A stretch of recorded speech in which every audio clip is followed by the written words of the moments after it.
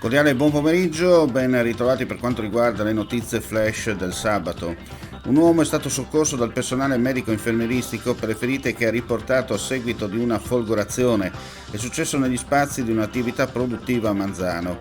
A dare l'allarme è stato un uomo che si trovava con lui in quel momento e che ha chiamato immediatamente il numero unico di emergenza 112.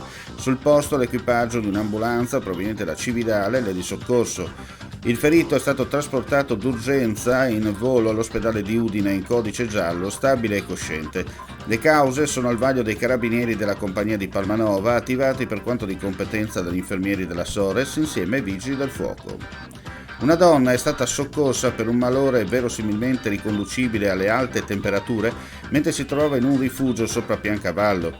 Sul posto hanno operato gli equipaggi di un'ambulanza proveniente da Pordenone e l'elicottero.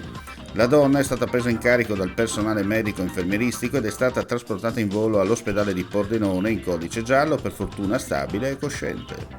A Forni di Sopra, a seguito di un incidente stradale che ha coinvolto una sola vettura, per una fuoriuscita autonoma sono stati inviati l'equipaggio di un'ambulanza e l'eliambulanza. La persona è stata controllata direttamente sul posto dal personale medico-infermieristico e ha rifiutato il trasporto in ospedale. Rilievi da parte dei carabinieri. Infine, a Forcella Ratece, a Tarvisio, zona Cave del Predil, il secondo elicottero sanitario del Friuli Venezia Giulia ha recuperato delle persone in difficoltà. Si tratta di 3 adulti e un minore a seguito del cedimento di un sentiero in cui si trovavano. Non ci sarebbero problematiche di tipo sanitario. Sul posto hanno operato i volontari del soccorso alpino.